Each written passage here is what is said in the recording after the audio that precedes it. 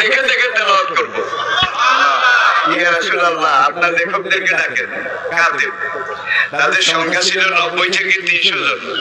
90 থেকে 300 জন সংখ্যা ভেরি করত, বেশি কম হতো। এখন নবী কাতেবদেরকে ডাকলেন। ডাকার পরে এইবার জিবরাইল তেলাওয়াত শুরু করলেন, বিসমিল্লাহির রহমানির রহিম, আলিফ লাম মিম যালিকাল কিতাবু। এখান থেকে জিবরাইল শুরু করলেন, শেষ করলেন কোথায় গিয়ে?